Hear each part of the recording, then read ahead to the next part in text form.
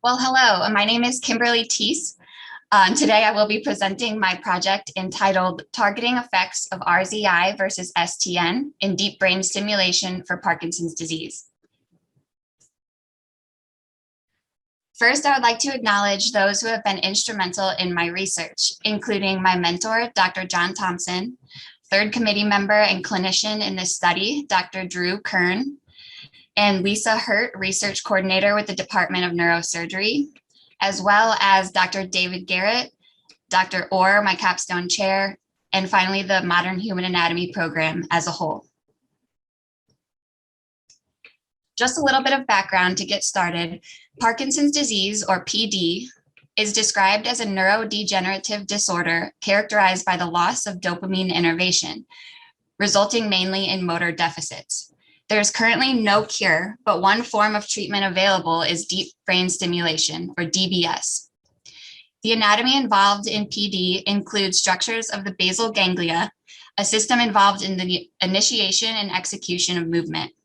The motor components are visualized here in figure 1, but I will draw your attention to one structure in particular, the subthalamic nucleus, or STN, circled here in red on this diagram. This is the most common DBS target for Parkinson's disease. However, the current problem is that STN DBS has been associated with common adverse effects, including inducing dyskinesias as well as psychological disturbances. So this poses the question, is there a different target for Parkinson's that could produce equivalent or greater clinical benefit than STN without inducing these adverse effects? Before we dive into that question, just a brief overview of what deep brain stimulation is. Here we have a lead implanted at the top of the skull with an electrode located at the tip of that lead. This electrode, if you can see, is what delivers the electrical impulses to the deep brain structures. It is then connected down to this neurostimulator located underneath the skin of the patient's chest, and this neurostimulator is what creates those electrical impulses. So if we get back to our question from before, I will now draw your attention to this small gray matter region sandwiched between the thalamus and the STN, the zona incerta, or ZI, as indicated here in this picture. For the purpose of this project, we focused on the rostral portion, or the rostral zona incerta, RZI. It is situated at a convergence of major white matter tracts that are essential for motor control. As we can see here in this diagram, the thalamic fasciculus being one of those major white matter tracts. Due to this close anatomical relationship of STN and RZI, the superior-most contact of the electrode is presumed to be stimulating RZI during STN-targeted DBS. Prior research has shown that RZI is a beneficial target for reducing these dyskinesias and tremor symptoms of Parkinson's. However, this research has been limited due to difficulty in targeting this structure. So that brings us to the hypothesis of our study that in DBS, RZI stimulation improves therapeutic benefit for patients with Parkinson's disease when compared to STN stimulation alone. The methods used to test this hypothesis included the gathering of our research participants, in which we had 4 patients who had previously undergone STN DBS surgery with Dr. Kern at University of Colorado Hospital. Next, we got into electrode localization as well as stimulation validation, which I will go into further detail on upcoming slides. After this, we went to our clinical study visit where we collected our outcome data. And finally, that data was analyzed using statistical analysis.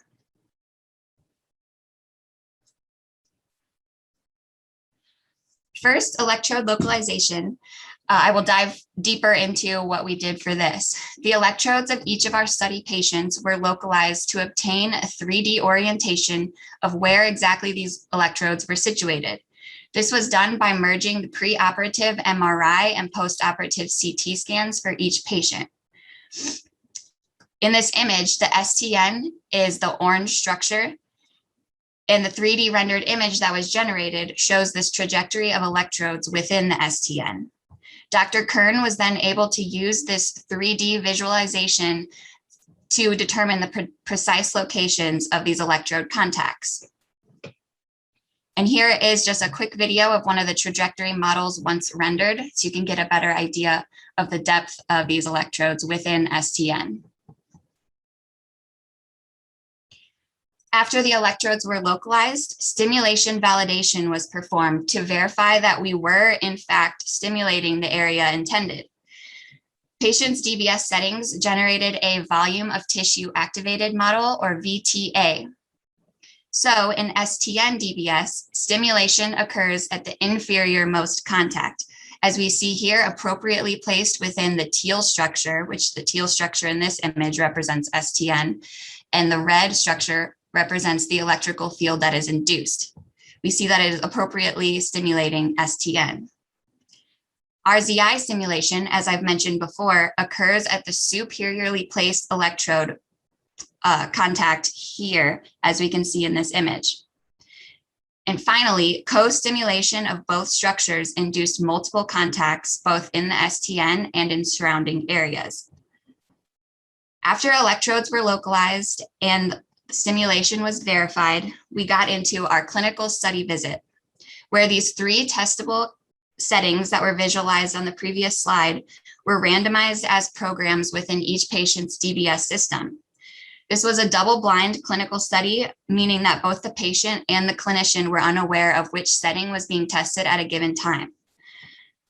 Next, the stimulation parameters were optimized, meaning that Dr. Kern adjusted these settings based on real-time clinical benefit and comfort of the patient, and to make sure that no adverse effects were induced.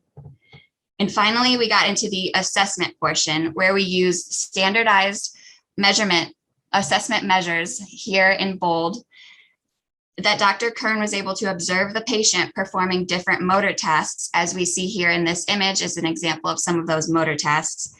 And both scales gave an outcome data as a rating of 0 to 4 based on the observed severity of deficit during a task. And finally, most importantly for our data, there was measurement of patient preference and comparing that to clinician preference, which just shows the value and perceived therapeutic benefit that took place in this study.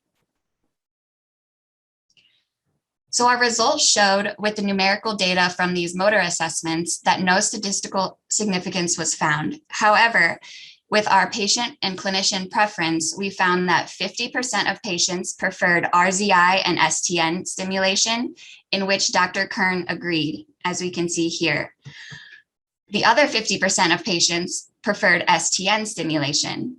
And finally, there was one instance where Dr. Kern observed benefit with RZI in a patient, which just shows that there was therapeutic equivalence across all 3 stimulation paradigms, and more importantly, showed that no adverse effects occurred with RZI stimulation. So in conclusion, the rating scales used in motor assessment are considered gold standard measures and excellent in general motor assessment. However, with a 0 to 4 scale, which I have an example here on the screen, there was a potential that these scales were too coarse, or at least not sensitive enough to detect subtle variations that occurred in motor performance during the time of this study.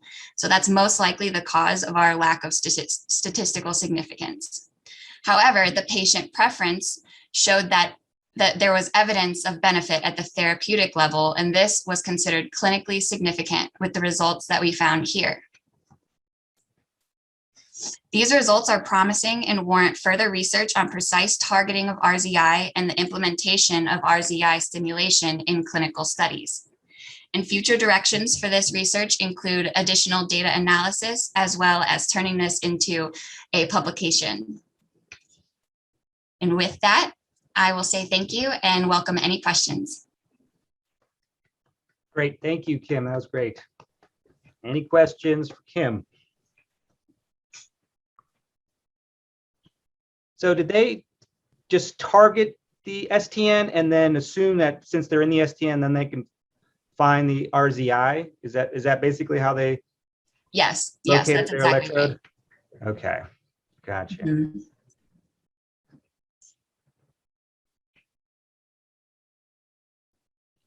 And did they feel anything like different with the stimulations? Was there any like?